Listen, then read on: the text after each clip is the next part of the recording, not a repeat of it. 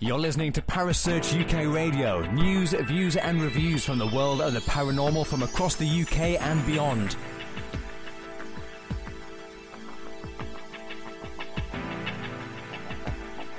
Find us on Facebook, Twitter and the World Wide Web. Parasearch UK Radio.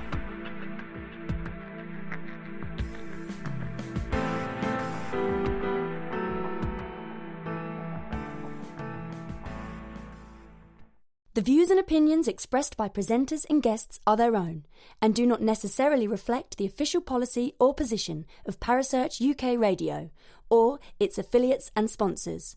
Listener discretion is advised.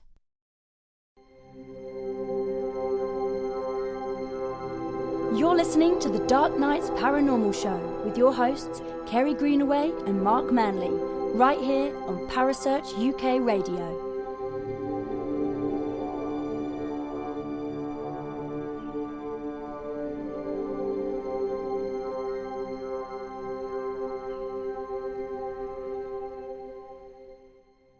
And good evening. Welcome to the Dark Nights Paranormal Show. I am Kerry Greenaway and we're here tonight with my lovely co-host Mark Manley. Good evening, Mark. Oh, good evening. We're supposed to have a guest tonight, the lovely Dave Spinks from Real Supernatural, but he's having a mini emergency, so he's going to be joining us very, very shortly. So we're going to wing it for a little minute, aren't we? Well, might as well. Go make a cup of tea and, have a cigarette if you smoke. So, Mark, you went up to Yorkshire recently, didn't you? And you was doing some recceing for some locations up in Yorkshire. Yes, I did. We only came back, was it yesterday? Yeah, yesterday. And basically, I can't say too much, but there's a girls' school. There's a girls' school I'm looking at. There's an abandoned girls' school I'm looking at that used to be a hospital in the Second World War, and is allegedly haunted by some of the people who died there. And it's again being seen by the locals, etc., etc. There is a church. Funny enough, there's a church near to Lindsay's. Oh, I'm sorry. We've just been joined by Dave. Good evening, Dave. We're just catching up with our co-host Mark Manley at the moment on what he's been up to. So bear with us 1 second while we finish talking about what he's been doing. So bear with us. Is that okay? Okay, perfect. Okay, no worries. Sorry, Mark. Yeah. You were saying about a church? Yeah. There's a church that's on top of the moors, and basically, back along 16th century. It was completely surrounded by swamp, and it was like the only bit of level ground. And people were it was sort of a bit like a lighthouse, but for swamps, Yeah. And the monks would come out and help people who were lost and take them through the swamp safely and this, that, and the other. But a few people did, unfortunately, get sucked in. I nearly said something else, but I changed the words hastily. A few people did get sucked in and killed, and you can still hear the monks now and again, and apparently they've been seen coming out to help the lost across the marshes. So that's another one. Excellent. There's also, I drove around York and I saw all the walls and the battlements and everything. Oh, I love York City. Things there. Anyway, shall we bring in our lovely guest? We're interviewing Dave Spink tonight. Good evening, Dave. Dave, are you there with us? Oh, he's dropped out again. So carry on. Tell me about York. We're having a few technical issues this end tonight, guys, so please bear with us. Anyway, we'll be going back up there soon because of a few things that are going on. When I find out more about those, I will let you know. I'm going to be doing some research over the weekend of the area and everything else that's going on. And I'm also hoping to do something for Trident Paranormal in regards to Yorkshire, but all I'll say about that, because that's to be confirmed, and hush, hush, hush, hush. Well, whatever it is, it's going to be incredibly interesting. I happen to love Yorkshire, and I have roots in Yorkshire. So I'm really, really hoping that we get some really great events going on up there. That's going to be absolutely awesome. Now, we also have another event coming up very soon, don't we? We're going to Epping Forest. This is true. I just forgot there was something else that happened when I was up there. I sent you the little videotape of that, didn't I? Yes, you did send me the videotape of that. That was quite interesting. That was Lindsay's cousin's house. Mm-hmm. Lindsay's cousin's house, and basically the house had been stripped to the foundations and then rebuilt. And it turns out that the lady of the house who used to live there was in her 80s, and she actually died in 1992 in June. And they've been getting problems with strange noises and lights and whispers, and there was singing as well, wasn't there? I went in there with a K2 meter and an Oculus just to have a quick check. Okay. Made sure there was no electrics or anything. And I was getting intelligent interaction on both on the Oculus and with the K2. And that was the video I sent you. And it was very interesting. Good evening, I'm going to do another one there. Hello, how you doing? I'm fine, thank you. I'm so glad you managed to get back into the call. We dropped out at one point. Yeah, I'm still in my vehicle. Weather's really nasty out, snowing and raining here, and I'm almost back to my house, so it shouldn't be no problem now. Okay, that's absolutely brilliant. Thank you so much for joining us tonight. Now, as I say, Dave Spinks is part of the Real Supernatural. He is a veteran and worked in the Federal Police Force. And he also has a YouTube channel called The Society of the Supernatural. And he's an independent investigator. Isn't that right, Dave? Yes, I have two YouTube channels. One is called Real Supernatural, and that's the one I do independently. And then the other one is Society of Supernatural, which it's myself, David Weatherly, and Sean Austin as a team. And we travel the country investigating strange locations and hauntings and everything of the sort. Strange creatures, UFOs, the whole 9 yards. Yeah, because you've got three mottos. You've got, is there life after death? And are we alone in the universe? And are there unknown creatures amongst us? Absolutely, yeah, that's what I do. I do a little bit of everything. And Well, there's definitely unknown creatures amongst us, because I'm sitting here. I hear you. And cryptozoology is actually very close to my co-host's heart. He loves a bit of cryptozoology. Oh, yes. I have my own thoughts and theories on the Yeti and everything else, and I've been reading some of your thoughts. What's your one, or your interpretation of how we have big feet or Bigfoots now? I think we've lost him again. Oh no! This is Ladies and gentlemen, the wonders of modern technology. Oh, you've got to love technology, haven't you? Do you think we might have a ghost in the system? I think it might be a ghost in the system that's freezing cold with the snow they got over there. And I think if he's near his house, as he said, let's let him go in, warm his feet by fire, and make a cup of tea, and then give us call back, love. Well, I'm hoping he's going to be able to join us, because I've looked at his YouTube channels, and he's got some really interesting things. He's quite a prolific investigator. Oh, yeah. I mean, I'm on his website now looking at his stuff, looking at previous investigations. And it started in 1986. And amongst them, I won't read them all out, but amongst them, he's done the Mothman prophecies. Hey, I think I got you now. Oh, you keep dropping out, Dave. Is the weather really bad where you are? Yeah, I'm back at home now, so we should be okay. I got back, I jumped on the regular internet. We should be good. We were just talking about your website and where you began, and you began back in 1986, is that right? Yeah, I began really pursuing answers to the paranormal because of experiences I had as a young man. And I was lucky enough to be able to travel to some really awesome locations as a young man when I went on vacation with my family. And I started out by using an old style cassette recorder and trying to get EVPs. And did you have much success with that? Oh, absolutely. One of the first ones that really stands out in my mind, we went to an ancient Native American site in Colorado called Mesa Verde, where the Anasazi people mysteriously disappeared, and I was able to get you heard some drumming on the tape and also chanting. So I thought that was pretty significant for my first really good EVP.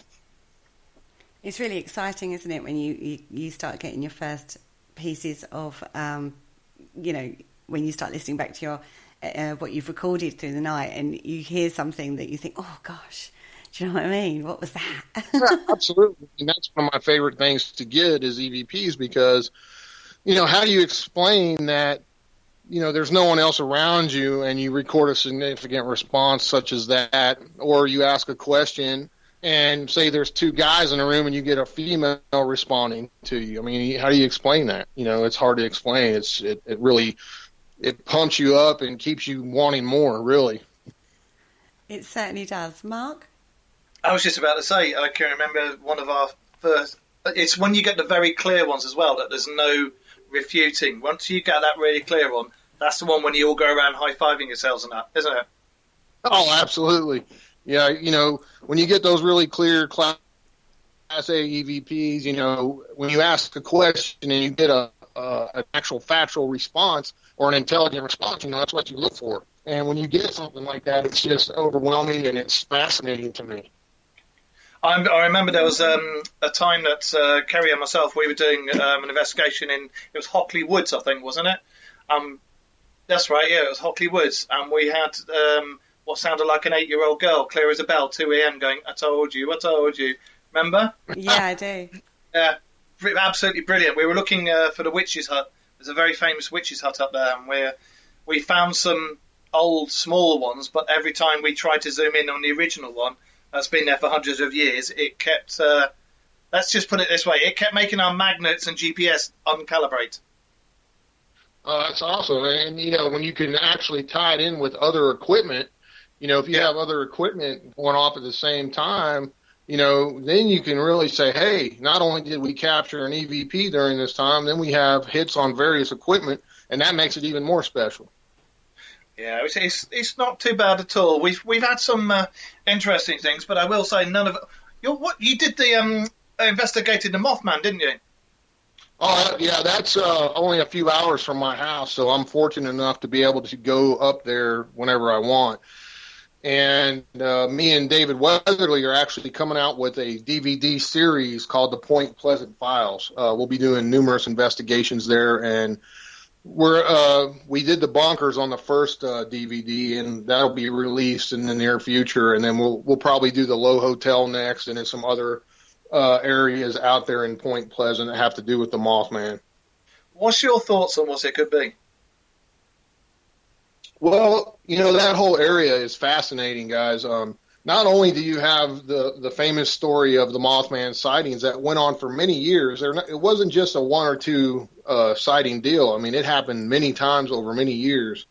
You have all kinds of reports of UFO activity in the area as well as hauntings. So it's one of those areas that we call high strangeness, and we really like to concentrate on those areas to see if if there's something in that general area that has to do with the land or the high EMF or geomagnetical fluctuations within the earth that may create a paranormal hotspot, if you will. It certainly sounds interesting because, I know that especially where the Mothman's been seen, there has been a lot of otherworldly sightings, haven't there? Oh, absolutely. They say that when the Mothman is seen, it's like a forecast of impending doom coming, that there's going to be a major disaster. And there's been a lot of Mothman sightings across the world, even that shortly thereafter there's some kind of major disaster like an earthquake, flood, whatever, so it's like a harbinger of doom, if you will. And that fascinates us too. We want to see if there's any truth to that, if we can try to document things like that, and that's one of the reasons we do what we do. Well, I tell you what, you guys have got such much more interesting things over there than over here. I mean, yeah, we've got the history, but we don't have the strangeness, so to speak. I mean, I don't know. You guys got a ton of historical locations over there, and we're looking at going over there in the near future, probably next year at some time.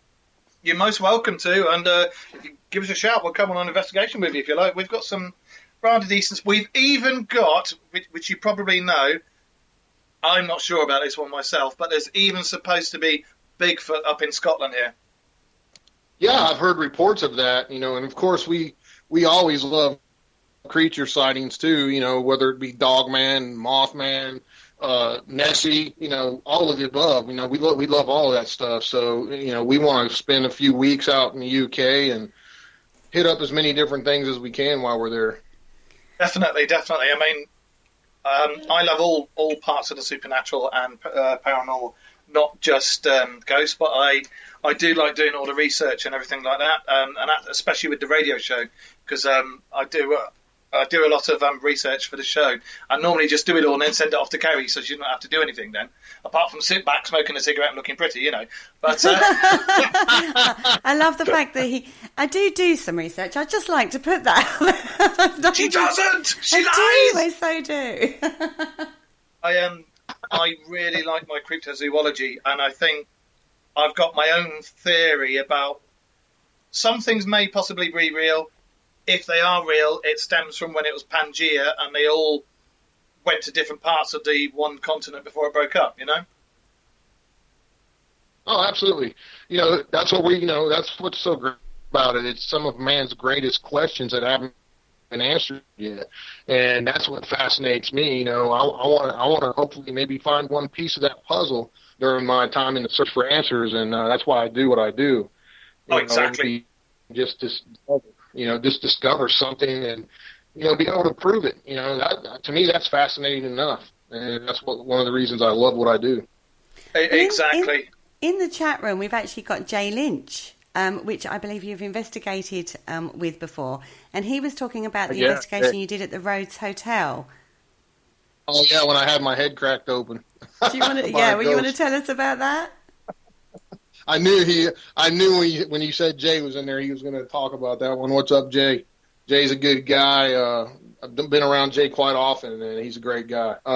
We were up there for a charity event at the Rhodes for Lost Limbs. Or no, I don't think we did Lost Limbs that time. It was for a local shelter, I believe, and we had a good event. We had several speakers there. It was me, David Weatherly, the Paris sisters, and Jay and Teresa, and me and Weatherly were staying in the hotel for 5 whole nights. And this hotel was a famous brothel way back in the day where many Chicagoland gangsters would frequent, such as John Dillinger and such. And so after we did the event, all that was great. We had a great time. We were investigating, and all of those folks were sitting downstairs watching the live YouTube feed. Me and Weatherly were upstairs, and we were in this bathroom, and he was running a ghost box, and I went in there to take another piece of equipment to give to him, a static meter, and I bent over to set it down on the floor next to him, and I felt a wave of energy hit me, and I stumbled backwards, and it kind of knocked me dizzy for a second. And he's like, "You all right? What happened?" I said, "I don't know. I felt this wave of energy hit me." And he said, "You better sit down. You don't look right." So I went back behind the camera and sat down for a minute, and he asked the ghost box, he said, "What'd you do to Dave?" And it said, "I hit him. Ha, ha, ha." Just like that. And he said, "Oh, really? What'd you hit him with?" And it said, a shovel. So it was getting really negative, and I was feeling kind of woozy still. So we stopped the session and went downstairs, and they were saying, "Wow, that was crazy what happened." And at that same time, I felt a tickling sensation on my head, and I reached up and pulled back, and I had a big knot on my head, and I pulled back blood. My head was bleeding. I had a cut in my head. And it was real unnerving to realize that an unseen force could actually physically reach and crack your head open. My goodness. That sounds rather intense there. Did you manage to go back in, or? They were investigating at night, and that next day, everyone had left, and me and Weatherly were still there. So we were downstairs on this night, and he started, and the entity, whatever it was always on a good bit. It cuts out. He has. He's cut out. It's always the way when they're on a good bit. David was like, "Don't. Why are you attacking people? This and that." it started threatening him, and then he's like, "Oh my God, Dave, my back's burning really bad." And he had 2 shirts on, and this was all live on camera. And we picked his shirt up, and he had these huge scratches all the way down his back. After this thing said it was going to. Oh, and he's dropped out just on a cliffhanger. Ah! I know. You've had scratches on your back, though, in an investigation, haven't you? Once. That's the first and only time that's ever happened. That was when we investigated in the dance studio, wasn't it? That's right. And you got some quite major scratches on your back. But yeah, I did. And I can remember that. That was bizarre, to say the least. And Dave, you're back Cut in out. the room. Kicking me off here. I didn't cut you off. You dropped out. Yeah. That. Oh my god! Don't you just love the internet? Oh, you've got to love it. I figured since it was a brothel and a speakeasy and there was gangsters there, they didn't like me because I was ex-law enforcement, so maybe that was the case. I don't know. If he said he was going to hit you with a shovel, it sounds very much like you were definitely on their Christmas card list. Well, that's what the ghost box said. Oh my goodness! So you've also done recently. You've done the Bel Air house, haven't you?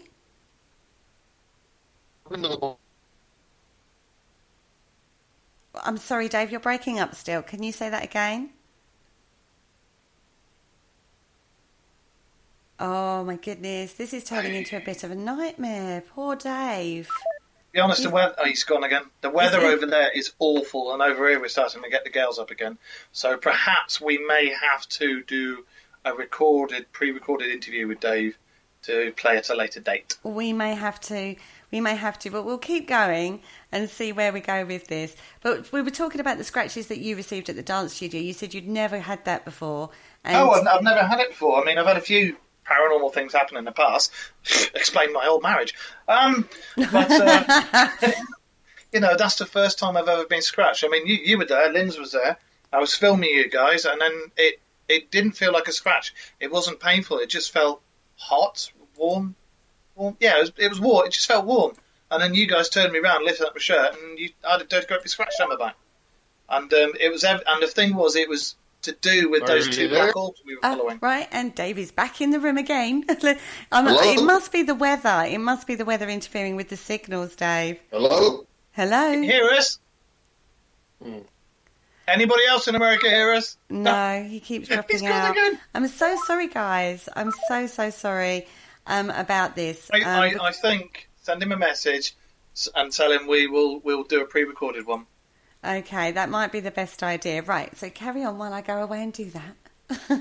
Okay, no problem. Anyway, Jay Lynch, as I can see, is in the room. My fellow Irish person there.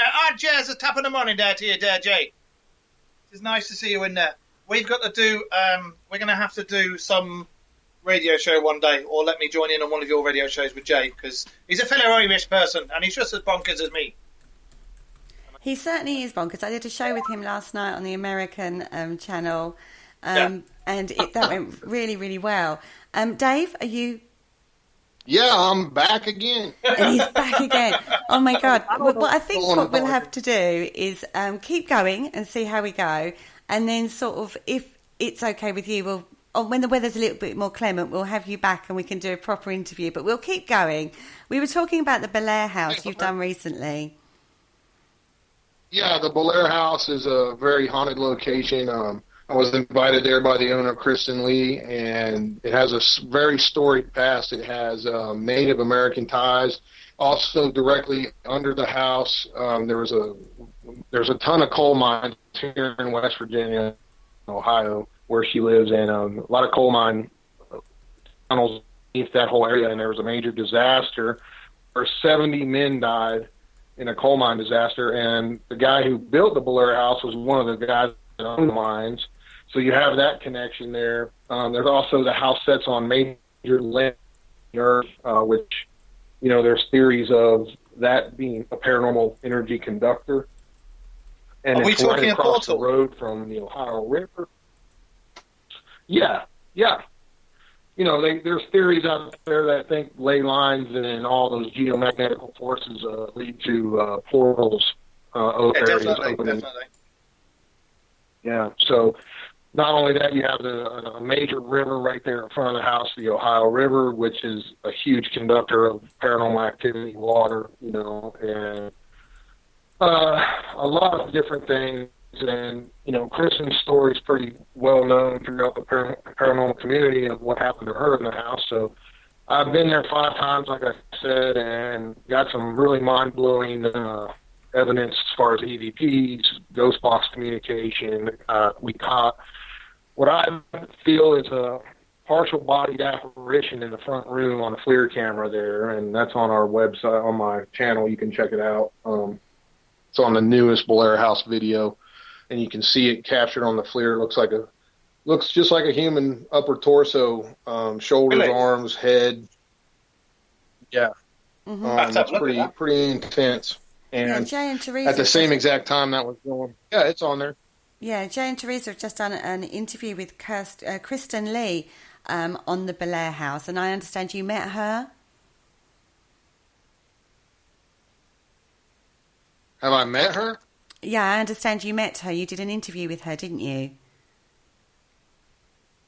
Oh yeah, like I said, I've been to the house 5 different times, and of course I've talked to Kristen many times. So, yeah, she's an awesome lady, and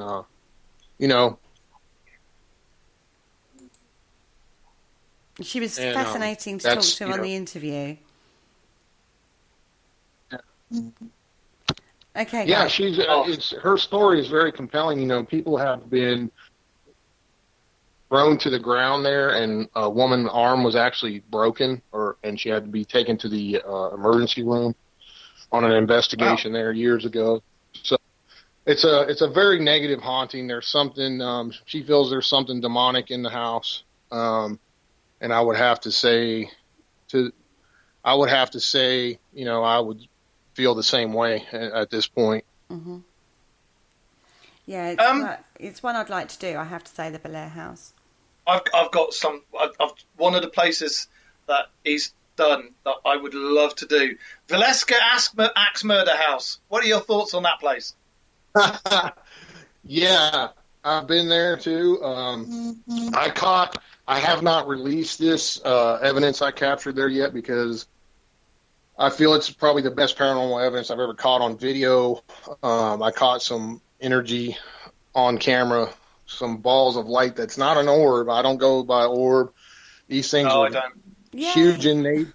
They were huge in nature. They were self-luminescent, captured on a full spectrum video camera, and it happened in 2 different rooms at 2 different times in the house. And on one aspect of it, it actually looks like it's manifesting into a human form. And then that was in the attic of that house. And that's one of the creepiest locations I think I've ever investigated. Could you give us a bit of the backstory to how it became the Axe Murder House, just for any viewers who don't know the story? Yeah, it's a house in Iowa, in Valeska, Iowa. It's a little bitty house, really small house. The story is of a family that they had 6 children, and there was 2 other children that happened to be in the house that night, spending the night, visiting. And the family had come home from church that evening and went to bed and everything, and they found all 8 people murdered in the house, chopped up with an axe, and they never caught the person who did it. There was a lot of suspicion on a traveler that went through the area, but they cleared him. They said he was not the one. There was rumors that the wife may have been having an affair with a local minister, but that was never proven. And it's just one of those unsolved mysteries. When you had all those children just chopped to death, and the mom and dad as well. So there was theories that either the mom did it and somebody chopped her, but that doesn't make sense to me being in law enforcement. It's just hard to tell what happened there. But it's a very, very creepy location, and a lot of tragedy happened there, and that leaves a really bad energy stain on that property forever. I was just about to say, can you feel the energy there as soon as you walk in? Oh yeah, it's so heavy and so sad. I mean, and it's just a really, really tiny house, and you can just feel it. It's palpable in that house. You can feel it, Mm-hmm. and you feel like someone's right there with you the whole time, but you can't see them, and I'm definitely, yeah, you feel like someone's watching you the whole time. And then when you go up, they during the story, they found where the killer was actually hiding in that little attic area, because they found cigarette butts in the attic, and no one that was in that family smoked. Oh, wow. So in the attic's where I caught that first light energy, the light anomaly on camera. And I felt really heavy in there. I sat in there by myself, and it felt like someone was all around me. Something was touching my arms and my head and everything else. And it's a pretty creepy place. And there's actually injuns in the ceiling in the one bedroom where whoever was hacking the people up was reaching back behind them in the air and leaving dents in the ceiling from the back of the axe. Oh, wow. On that note, guys, we need to take a quick break. So hold that thought, and we'll be right back after this. Break. Have a Kit Kat. Go have a little break. Join Kerry Greenaway and Jay Lynch for the Parasearch UK radio show as they share their paranormal news, views and reviews from the UK and the USA, with the help of guests from both sides of the pond. Will they agree or agree to disagree? Find out every Thursday at 7 p.m. Eastern, 4 p.m. Pacific, right here on Paramania Radio.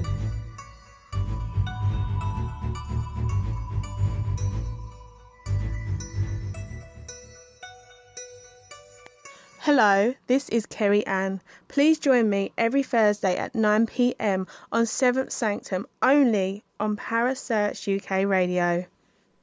Hello, join me, Paul Rook, every Tuesday at 9 p.m. for the Trident Paranormal Show, with interviews, news and reviews from this galaxy and beyond, only on Parasearch UK Radio.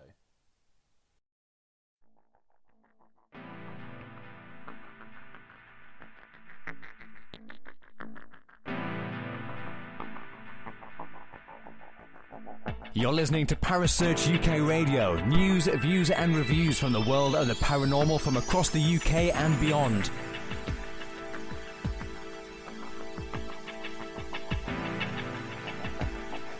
Find us on Facebook, Twitter and the World Wide Web, Parasearch UK Radio.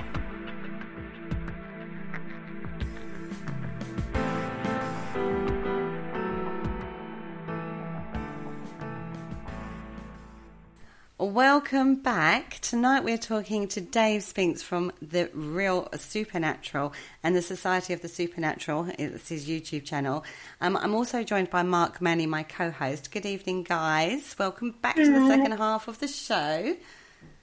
Evening. Absolutely. So before the break, we were talking about the axe murderers. Yeah, that's right. The Axe Murder House. Yes. Yeah, so, like I was saying, there's actual indentions in the ceiling from, the back of the axes. Who was doing the murders was swinging the axe backwards and coming down on those poor victims. And, when you see those indentions in the ceiling, it just gives you the creeps because, you're seeing what happened right as he was chopping them. It's just a really creepy feeling. Yeah, not nice. Out of all the places you've investigated, you've investigated a lot of places. What would you say, in your own personal opinion, not from like Paranormal Show or anything, but from your own personal opinion, what's your most active or your most scariest place you've investigated? Well, I'll tell you, one of the places that really just unnerved me the most was Fox Hollow Farms in Indiana. That was the home of Herb Baumeister, who was a notorious serial killer, and it's still untold how many victims this guy killed.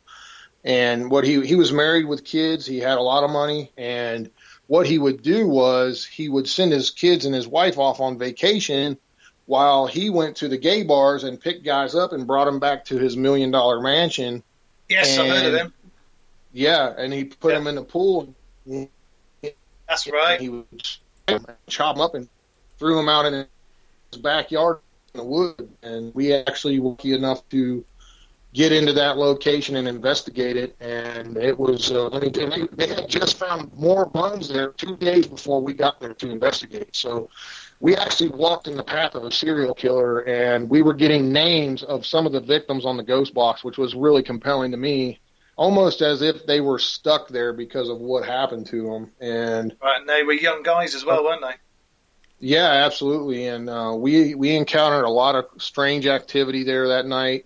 It happened to a big thunderstorm came in. We were outside in the woods filming and getting all kinds of crazy responses and EVPs, and just a really, really freaky thing. And the storm, what was really weird is the storm never came to us, but it was lightning and stuff in the background when we were outside. And we said, okay, we stopped that feed, the live feed, and we went into the apartment where this guy that used to live in the apartment there and kind of took care of the place for them. And he's actually been on a couple of the shows talking about some of his experiences. So he took us up in this apartment, and a rainstorm, at least what we thought was a rainstorm, came in that was really, really heavy rain. We stayed in there for about 20, 30 minutes, got our last pieces of footage, and we're like, oh, man, it's going to suck going outside because we're going to get soaked and our equipment's going to get soaked.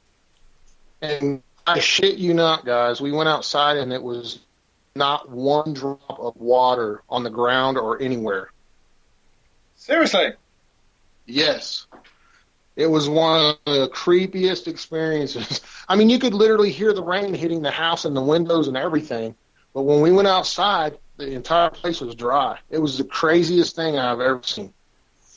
How bizarre is that? Yeah, we couldn't believe it, and we were like, "There's no way! What's going on here?" And even the guy that lived there, man, he said, "I got to get out of here," and he jumped in his car and left. Yeah, I've seen him on a few programs, and if I remember rightly, every now and again, a few bones pops up in those woods, don't they? Yeah, they still find bones to this day, and it's untold of how many victims this guy actually killed. And he was pulled over by the crazy thing too is he used to tape himself murdering these victims, and he had a whole collection of tapes. That's right, and he had a thing about killing them in the swimming pool, didn't he? Washing them and everything. Yeah. Yep. And he would hide them. He would hide their bodies for a little while in the room there where he would add chemicals to the pool and everything. There was like a little closet in the pool room there, and we went and did some EVP sessions and got some really creepy stuff in there too. And it was just one of those really, really spine-tingling, unnerving places to realize you're right there where how many people were killed, and murdered, and it's just one of the most unnerving places I've ever been. Yeah, I would imagine the atmosphere and the energy there must be absolutely horrible. Oh, yeah. The whole time we were there, some of us had headaches. I had, my stomach was upset the whole time. You just had this big knot in your stomach because you just realize where you're walking, there's many, many people killed, and it's just not a good feeling. Yeah, that's not good at all. On a completely different note, cryptozoology. That's one of my favourite things. Cryptozoology and aliens and ancient aliens and Anunnaki and everything like that. But Bigfoot, what do you reckon? Bigfoot is very compelling to me because I had an experience. We probably don't have time to talk about that whole deal, but I've been doing a 3.5 to 4 year study here in my home state of West Virginia, collecting numerous eyewitness accounts of experiences folks have had with Bigfoot. And I'm putting all that together on a DVD as we speak, and I'm putting a book about it out next year. My book will be out next year sometime about my experience and all these other folks' experiences right here in West Virginia. So I think there's definitely, I know what I saw, and I know, that there's something out there that we don't know about yet. And, I don't know if it's the missing link between man and ape. I don't know if it's some kind of interdimensional being or alien, but there's definitely something out there. There's just too many eyewitnesses. Yeah, that's what I'm saying. I don't know. sure, there's a possibility something could have survived, and there's a small group still running around. I don't know, but there's something out there. I know one of the most bizarre theories I've ever heard about Bigfoot, and it was on TV, and I was roaring at this, was they reckon that aliens use our planet as a prison for the bad guys of the alien world, and Big Feet are some of these bad guys. That's pretty I've never heard that one before. That's pretty interesting. That did make me chuckle. Yeah, I mean, you never know what the hell. But, you know, it's fascinating. It's just one of those other fascinating aspects of the paranormal. And you hear so many, I mean, you're talking accounts from doctors, lawyers, law enforcement officers. You know, there's just too many accounts out there from believable people that know for a fact, and you can tell when you interview them that they're telling the truth. They really had an experience. They saw something. They're not, you know, a lot of them don't even like to talk about it because they don't want to be labeled or ridiculed in a negative manner, you know, so. Yeah, exactly. You know, yeah. And they'll tell you about their story, but they don't want it put out there for that simple reason, you know, and a lot of people never talk about those stories. And I'm lucky enough to I'm uncovering quite a few here in just in my home state alone. So I'm very happy about that people are willing to come forward and tell me their stories. I definitely look forward to that. I know I've spoken to James Fay a couple of times, and he said himself, you can always tell when they're telling the truth or when they're not, and it's straight away because there's real inconsistencies with what's already known. Yeah. And as you say, a lot of them, they don't want to be known. They don't want it to be put out there because they'll be really, ridiculed. Yeah, and you know, that's a shame, but you know, that's the society we live in. You know, because some people are so close-minded, they think it's all hogwash. You know, what cracks me up the most is you hear these skeptics, you know, when it comes to anything, whether it be a haunting, what they saw in the sky or what have you. They'll say, oh, I don't believe in none of that's hogwash, whatever. But let me tell you this, but they always have a story. Let me tell you this one time what I saw. And then I just start laughing. You know, I said, well, you just told me a ghost story and you said you don't believe it, you know? So yeah. That's what, and everybody has one. Almost everybody, you know, either they've had an experience or one of their family members or someone close to them has had a weird experience. So, you know, that's what I love about it. Well, they reckon 1 out of 3 people sees a ghost without realising it. I mean, I have a horrifying experience every day when I look in the mirror and I've got no clothes on. But anyway, Kerry, you got anything you want to say? Well, what can I say to that comment? But no, you're dead right. Everybody seems to have a story that they have to tell, whether or not it's, you know, a spiritual story or whether or not it's a UFO story or whether or not it's a cryptozoological story. Gosh, got that word out. I said it, I know. So, in regards to the UFO side of things, have you had any experiences with that? Yeah, I've had several over my time. You know, I grew up on an Air Force base. My stepdad was in the military, and we had some experiences. We had some stuff happen when I was a child. I actually grew up on Kirkland Air Force Base, New Mexico, and there was a lot of crazy stuff that happened out there. At one time, all the guys got called, stepdads, you know, all the military folks got called in. We didn't see them for 3 days, and there was a big explosion on the mountain. And like that night, and then they called in. They called, which, you know, nobody knew what was going on. Nobody heard nothing from none of them for like 2-3 days. And everybody was freaking out. And you know, we came back home. You know, of course, my mom was like, what the hell happened? Why nobody called, nobody went on?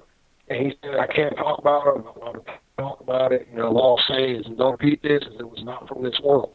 So, you know, that was my first gist into something that was possibly otherworldly that happened on that Air Force base.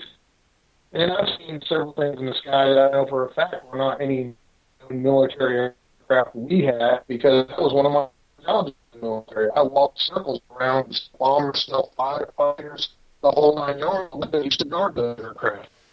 Mm-hmm. So, you know, that's stuff that either it was so secret and it was a true project that no one knew about, or it was not this world. And that just leads me to believe that there is stuff out there that's not from this earth, and Yeah. I get about that kind of stuff because there's stuff we just don't understand yet, or we're not being told about. You're really, really breaking up again, Dave. So I really do think at this point, thank you for your time. We're going to have to cut the feed because you're so breaking it up. We're going to have to do this another time. Absolutely. I'm so sorry. That's all right.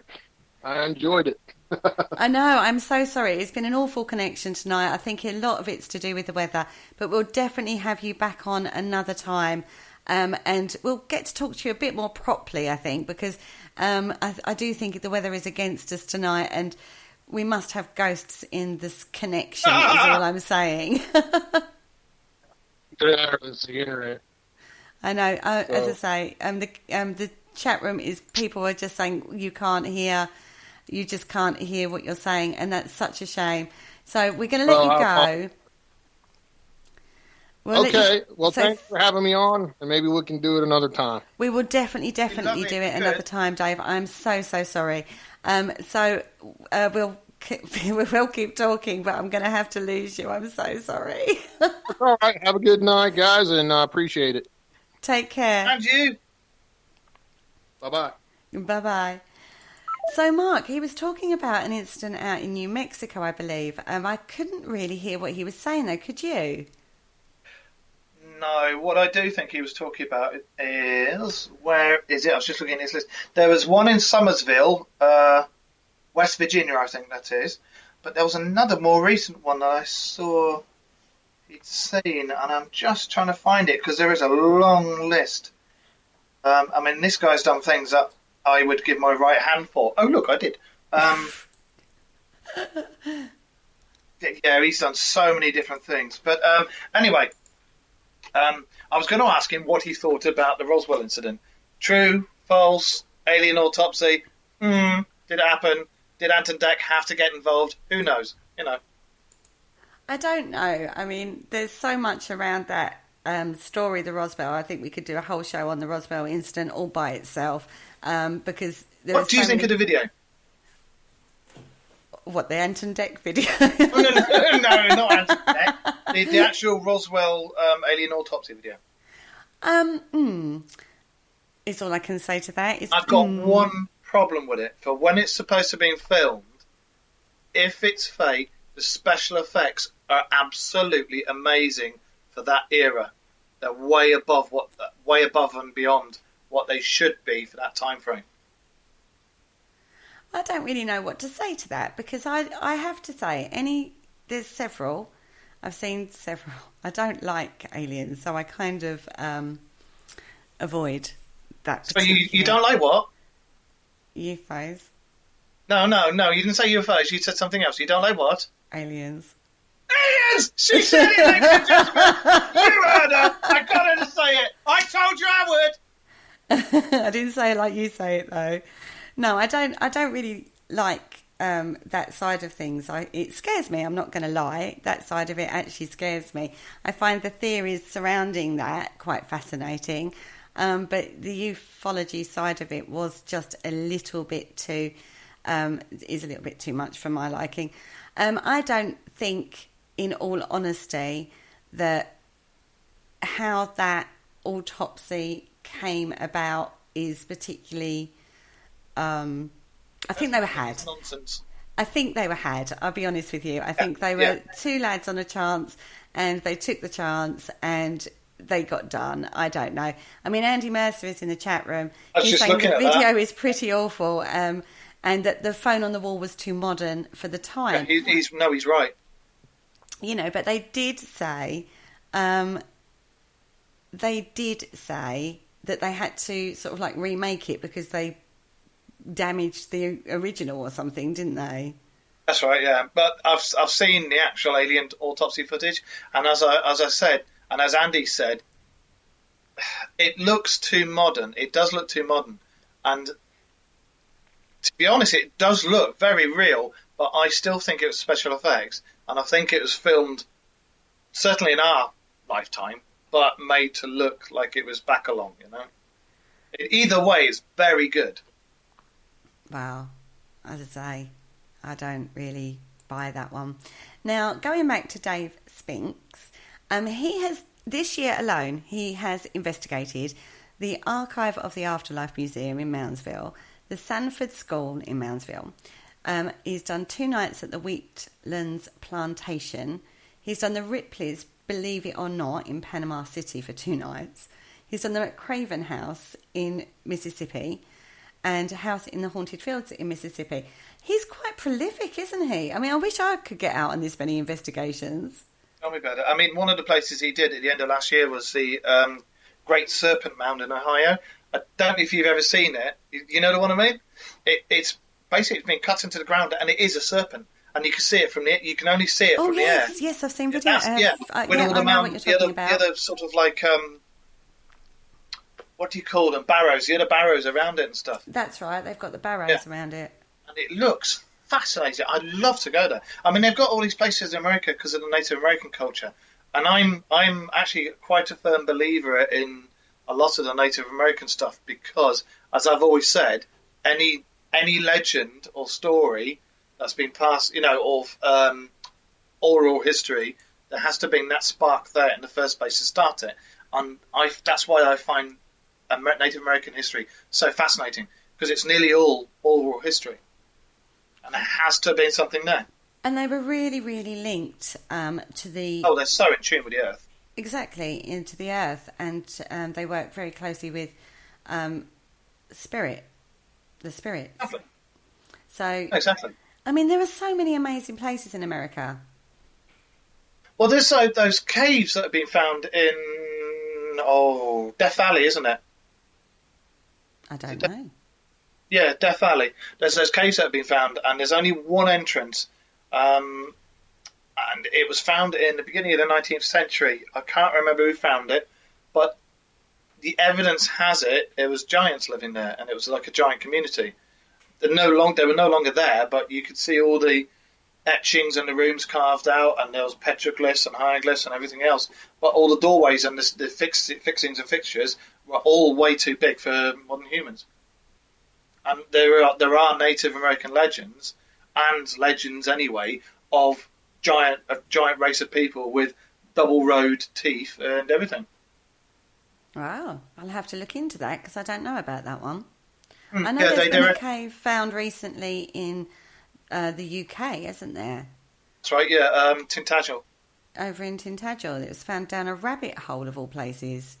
And they think it's part of King Arthur's original castle. Oh, I was thinking of the Knights King Templar Arthur, anyway. one. No, I was thinking of the Knights Templar one that they found recently. No, I know, but I read another story with it, and they think it's to do with King Arthur. But, that's always interesting. Yeah, I know the one you're talking about, but there was also with Tintagel Castle, they've found a lot of the ruins underneath have got skulls and bits of food and everything. That's been found underneath.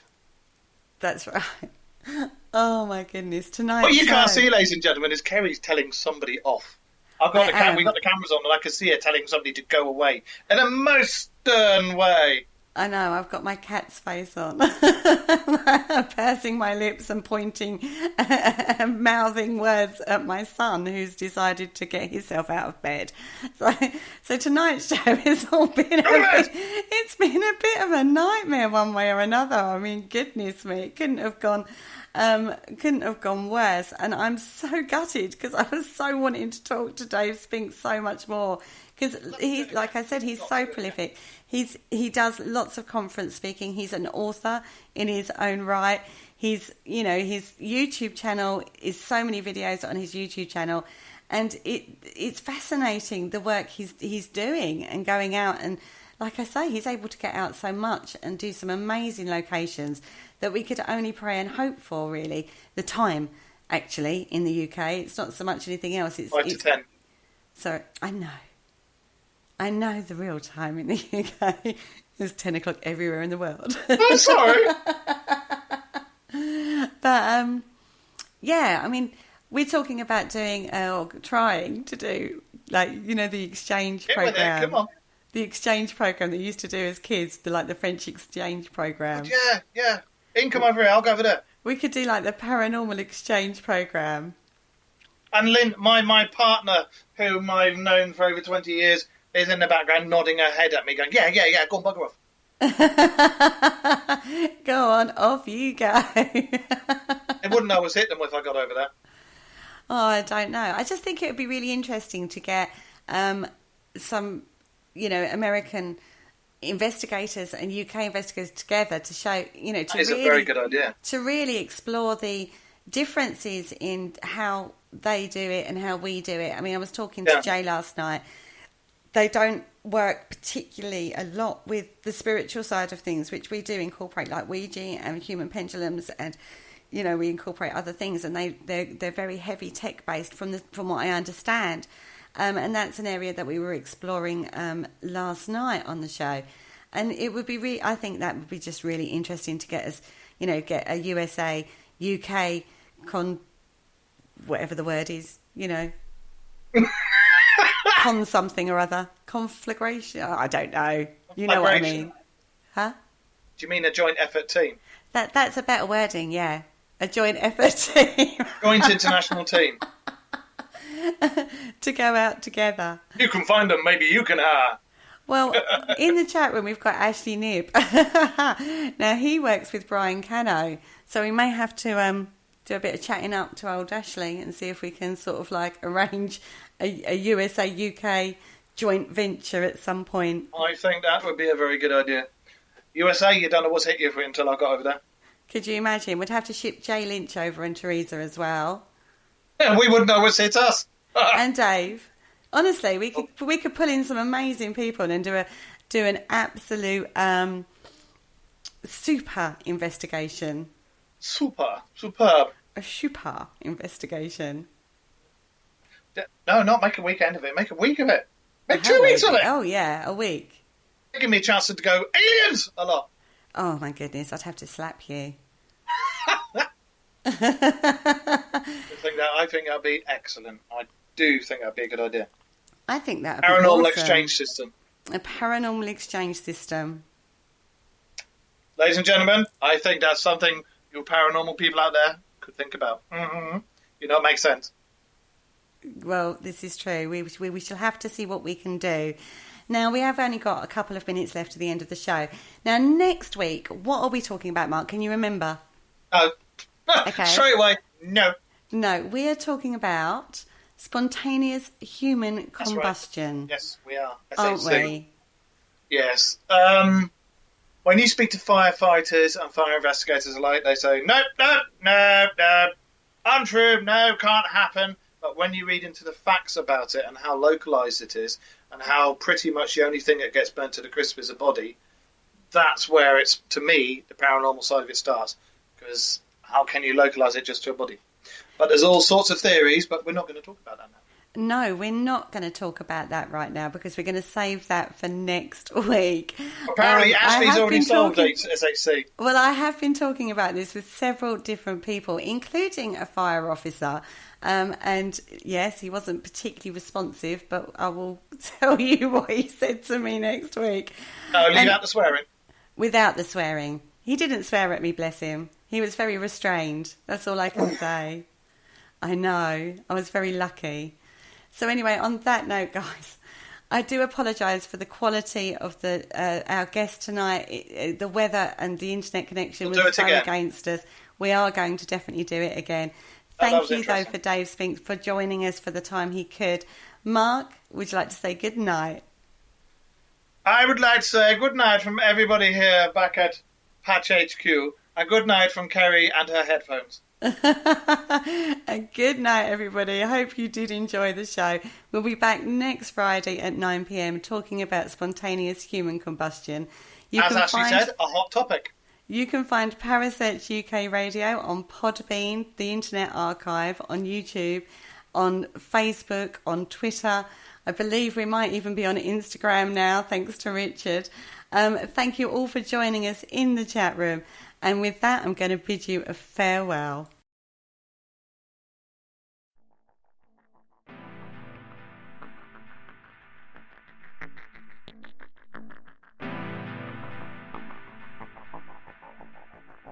You're listening to Parasearch UK Radio, news, views and reviews from the world of the paranormal from across the UK and beyond.